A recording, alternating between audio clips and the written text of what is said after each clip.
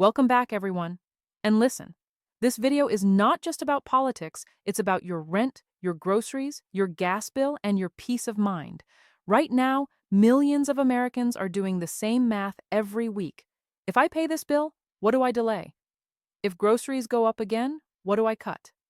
If rent rises one more time, what happens to my family? Prices are still high. Medical bills are brutal. Paychecks are not stretching like they used to. And for many families, savings are already gone. So when people hear the words $2,000 stimulus check, it doesn't sound like a headline. It sounds like oxygen. But here's the big question, and it matters more than ever in 2026. Is this payment actually real, or is it just another rumor spreading online? Today, we're breaking down what's confirmed, what's being discussed, what's misleading, and what could realistically happen next. And trust me, some parts of this update are hopeful, and some parts are going to surprise you. So stay with me, because this directly affects your money, your family, and your future. If stimulus checks were supposed to be a thing of the past, then why are they suddenly trending again in 2026? Here's the truth.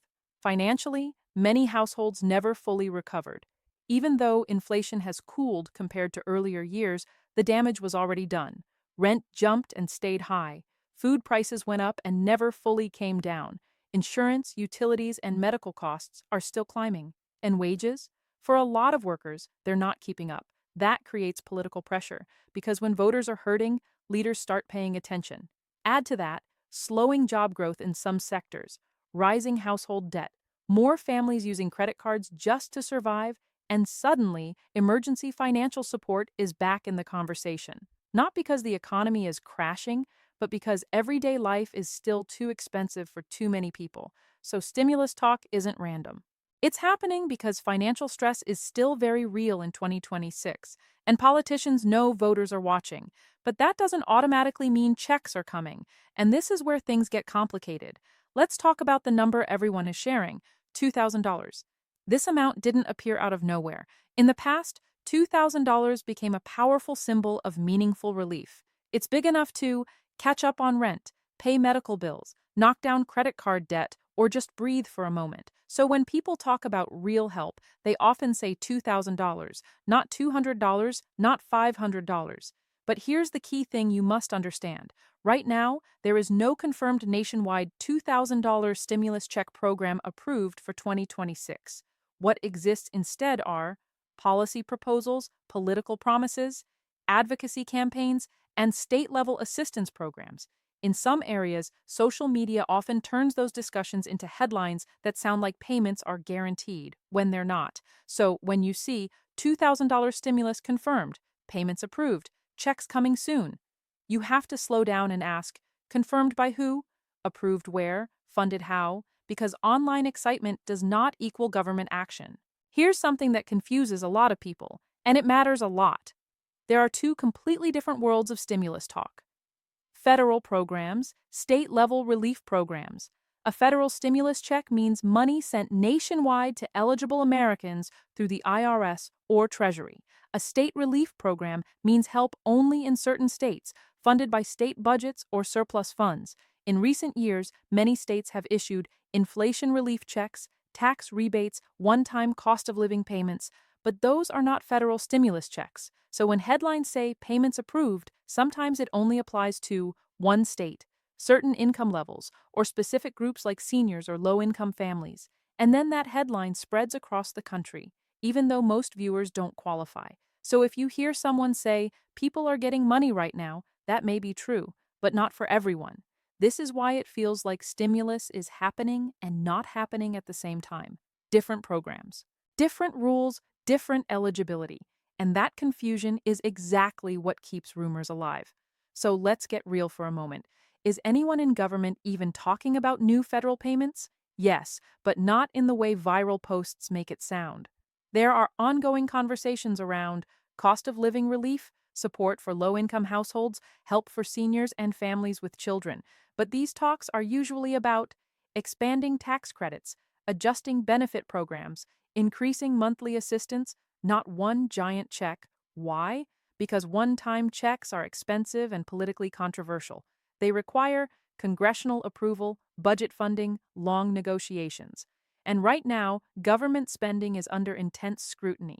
So while some leaders support direct payments, others strongly oppose them, saying it increases debt, it fuels inflation. It should be targeted, not universal, which means any new nationwide check faces major political hurdles. So is relief being discussed? Yes. Is a $2,000 federal check officially approved? No. And that difference is massive. Let's talk about why this feels more real online than it actually is. Social platforms reward excitement, not accuracy. So creators often post things like stimulus coming, payment update, big money on the way. But when you read the fine print, if there even is fine print, it usually says being discussed, proposed, could happen. That's not confirmation. That's speculation. And algorithms love it because fear and hope spread fast. People share because they want relief. They want good news. They want to believe help is coming. But emotionally powerful headlines don't equal legal approval. And that gap between hope and reality is where a lot of disappointment comes from. This doesn't mean people are wrong to want help. It means we have to protect ourselves from false expectations, because planning your finances around a payment that may never arrive is dangerous. So, if a $2,000 check isn't confirmed, what type of relief is more realistic? Based on how government programs usually work, the more likely forms of help are expanded tax credits, increased benefit amounts for specific groups, state-level rebates, targeted assistance for housing or energy costs. These programs cost less than universal checks, are easier to pass politically, can be adjusted based on income. That means instead of one big payment to everyone, help may come as smaller but repeated assistance or benefits that only certain households qualify for. For example, a family might get tax relief, a senior might get benefit adjustments, low-income renters might get local housing aid. So help may still be coming, but not in the dramatic, viral $2,000 for everyone format. And that's why the headlines don't always match the reality. Now let's talk about the emotional side of this, because it matters. People aren't searching for stimulus news because they're bored. They're searching because credit card balances are rising, emergency savings are gone, rent keeps increasing, medical costs are unpredictable. Many families are one crisis away from disaster: a car repair, a hospital visit, a missed paycheck, and suddenly everything collapses. So when people hear about possible payments, it's not greed, it's survival. That's why these stories spread so fast. That's why hope travels faster than policy. And that's why leaders can't ignore this pressure forever. But wanting relief and receiving relief are two different things. And until something is signed, funded, and scheduled, it is not guaranteed. Let's walk through what actually has to happen for a federal stimulus check to become real. Step 1. A formal proposal must be introduced. Step 2. It must pass both chambers of Congress. Step 3. Funding must be approved in the budget. Step 4. The president must sign it into law. Step 5. Agencies must distribute payments. That process takes time, months, not weeks. So anytime someone says, checks are coming next month, you should immediately be skeptical unless legislation is already passed. Right now, that full process has not happened for a nationwide $2,000 payment, which means even if leaders wanted it tomorrow, it couldn't happen that fast. That doesn't mean it can't happen eventually. It means it's not secretly approved behind the scenes. Government doesn't work that way. Now here's where things get interesting. Election years always bring financial promises, because when money is tight and voters are frustrated, economic relief becomes a powerful political tool. So as campaigns heat up, you may hear more talk about direct payments, more talk about affordability programs, more talk about tax relief. But campaign promises are not payments. They are signals, not guarantees. And many proposals never survive the budget process after elections end. So yes, politics absolutely affects stimulus discussions, but that doesn't mean checks automatically follow. Still, this is one reason why stimulus rumors spike during election seasons. Hope becomes a strategy, and headlines become louder. So what should you actually do with this information? First, don't budget around a stimulus check that isn't confirmed. Plan your finances as if no extra money is coming. Second, stay alert for legitimate announcements from government agencies, official benefit programs, verified state programs. Third, if you qualify for existing assistance, use it. Programs already available may include utility help rent assistance, healthcare subsidies. Food programs. They may not be perfect, but they are real and active.